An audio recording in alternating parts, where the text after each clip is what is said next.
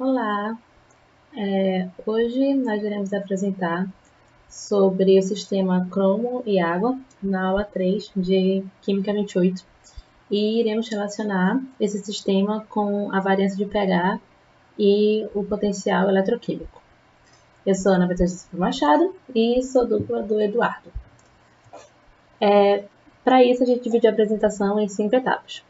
A primeira, a gente vai falar sobre corrosão e passivação, que são duas coisas bastante importantes para a indústria, e elas se relacionam bastante com o diagrama que iremos estudar. Na segunda, iremos mostrar como o pH se relaciona com o potencial. Na terceira, já com o Eduardo, nós iremos falar do diagrama em si. Na quarta, sobre como ele é usado no sistema cromo com água. E no 5, as referências do nosso trabalho. Vamos lá sobre corrosão e passivação. Bem, a corrosão ela é um ataque destrutivo e que começa na superfície do metal. A gente vê muito dela nos processos eletroquímicos, colocamos barra de cobre, barra de ferro, etc. As espécies iônicas que tem na água, quando a gente está misturando água e metal, tem uma importância muito grande nesse processo. No caso também, temos que um meio mais ácido faz com que a corrosão ocorra mais rápido. Ou seja, quanto maior o pH, maior vai ser a velocidade da oxidação do nosso metal. E sempre é bom lembrar, conseguir relacionar a corrosão com um processo eletroquímico. Agora, a passivação é algo também muito utilizado na indústria. Vários objetos que usamos passou pelo processo de passivação. Então, graças à passivação, muitos objetos, aço inox, por exemplo, conseguem sobreviver ao meio externo, às reações com o vapor d'água que existe no ar e por aí vai. No caso da passivação, ela também está muito relacionada com a cinética eletroquímica. E graças a exatamente essas reações eletroquímicas, a gente consegue formar uma película protetora sobre a superfície dos metais, aplicando correntes anódicas. E, obviamente, esse processo pode ocorrer naturalmente, tipo, quando a gente tem algum metal e percebe que, do nada, ele meio que muda a cor da superfície que está em cima dele, muito provavelmente ele passou por um processo de passivação natural. Ou seja, o componente do metal, por exemplo, alumínio, oxidou, formou o óxido de alumínio e assim tem uma camada protetora do próprio alumínio. E na indústria usam muito o ácido nítrico para fazer esse processo. Além disso, ele está presente na parte de região de pH alto do nosso diagrama de Purvax, porque fica formando OH- quando isso ocorre. Um exemplo é o aço inox, uma imagem ilustrativa para mostrar como é que funciona. Vale a pena dar pausa aqui nessa parte do vídeo e entender melhorzinho como fica. Mas é basicamente isso. Agora vamos falar sobre a relação entre pH e potencial, que é muito importante para entender o diagrama que iremos falar mais tarde. Bem, a partir da equação de Nash, a qual eu não vou me aprofundar tanto, porque já foi visualizada bastante na aula 1 e na aula 2, a gente consegue relacionar o potencial eletroquímico com o nosso pH, fazendo algumas mudancinhas na equação. No primeiro lado, a gente vai analisar a redução do nosso cátion H+, nas condições normais, ou seja, a pressão do gás hidrogênio vai estar 1 atm, temperatura ambiente 298 kelvins. Sabendo que o potencial padrão dessa reação é 0 volts, e analisando a equação de Nash, a gente percebe que aparece um log de 1 sobre a concentração de H+. Mas o que é, por exemplo, o log da concentração de H+? Nada mais nada menos que menos pH. Então, fazendo as mudanças necessárias, um cálculo matemático normal, a gente consegue relacionar o potencial eletroquímico da reação de redução do H+, com o pH do meu sistema, que está aqui no finalzinho da parte esquerda. A mesma coisa vai acontecer para a redução do oxigênio da água, mas no caso, a única diferença é que a gente vai primeiro achar um resultado com pOH e fazendo as mudanças matemáticas básicas, a gente chega no resultado com pH. A mudança que precisa ser feita é que só lembrar que pOH mais pH é igual a 14.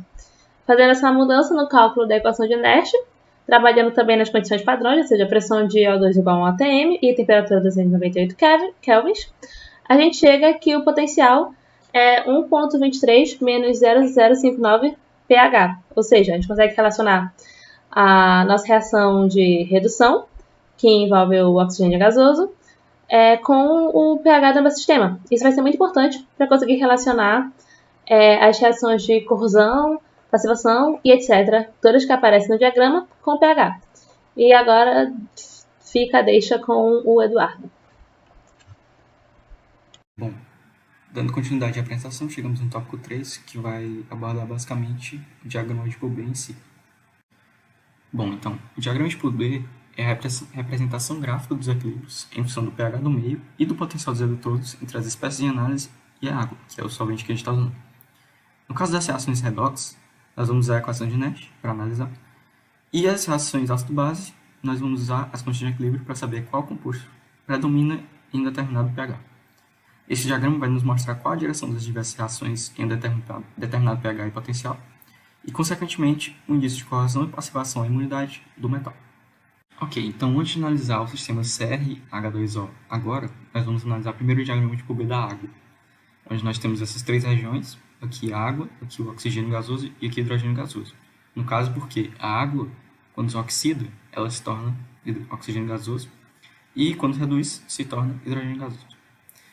Para a primeira região, nós vamos ter essa reação aqui, de oxidação da água, e podemos montar a partir da equação de Nash, já que é uma equação de oxidação, essa expressão aqui, pelo mesmo procedimento que a Ana já fez nos slides anteriores. Assim, nós representamos essa função no gráfico, e essa região 1, região que ficou acima da linha, haverá a predominância de O2. Na região abaixo, haverá a predominância de H2O. Da mesma forma, fazemos isso para a região 2. E aqui nós temos outra função, outra reta. E da mesma forma, acima teremos predominância de H2O e abaixo de H2. Temos agora o diagrama de Poulben completo, né, com as reações e as regiões delimitadas. E aqui nós podemos ver que a água possui uma estabilidade termodinâmica muito forte, porque ela não oxida nem reduz nesse intervalo de potencial e pH. Assim, o diagrama de Poulben ele determina a estabilidade e reatividade da água de acordo com o potencial e pH e pode indicar a possibilidade de corrosão dessa forma.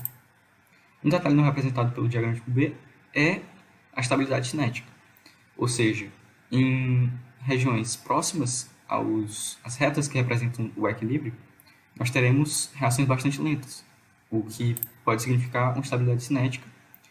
E para a água, esse intervalo aqui, é de mais ou menos 0,6 volts. Agora, no tópico 4, nós vamos nos dirigir para a análise do sistema cromo H2O. O estudo do sistema cromo H2O se dá essencialmente pela análise da reatividade do metal a entrar em contato com a água, observando a possibilidade de corrosão e passivação. Esse fenômeno de corrosão é essencialmente apresentado por reações químicas de oxidação e reações de ácido-base, como já falamos. Assim, o diagrama de Poulben torna-se ideal para a análise do sistema em questão.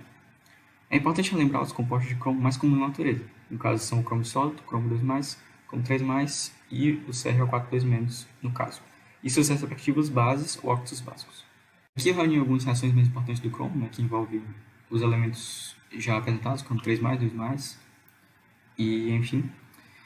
E eles são divididos em reações de oxidação, ácido-base e mistas, que são classificados por meio da presença de elétrons ou presença de H+. Então, conhecendo as espécies e seus respectivos óxidos básicos ou bases associadas, nós podemos fazer esse gráfico como o da água. E, no caso, nós analisaremos cada reação entre cada composto e montaremos aquelas retinhas que nós fizemos com a água. Entretanto, como são muitos compostos e muitas variáveis, nós utilizamos um software para plotar o gráfico, que acabou resultando nisso aqui, que vamos analisar nos próximos slides. Então, no meio do industrial e científico, os compostos de cromo são usados principalmente como forma de aumentar a resistência do material à corrosão, formando ligas inoxidáveis, como já foi apresentado o exemplo do aço inoxidável pela Ana. Além disso, podemos fazer um processo de eletrodeposição, chamado cromagem, para justamente proteger outros materiais. Isso acontece por causa, analisando o gráfico, né? Colocamos o diagrama de Poulben da água por trás do diagrama do cromo, Nós percebemos que o Cr2O3 ele possui uma grande faixa dentro da estabilidade da água, estabilidade termodinâmica, como já foi visto. A água é termodinamicamente estável dentro das duas linhas. Ou seja, o Cr2O3 acaba não reagindo com a água acaba não reagindo com o Cr2O3, né? E isso gera uma grande estabilidade que é usada na indústria de forma bastante assídua. Por fim, é válido ressaltar alguns pontos falhos do diagrama, como a falta de análise considerando a temperatura e a cinética química, e o uso da atividade química do metal como 10-6, o que não é realístico, entre outros fatores. Usamos como referência nessa aula esses seguintes links, e agradecemos bastante pela atenção, e esperamos que tenham entendido bem o assunto.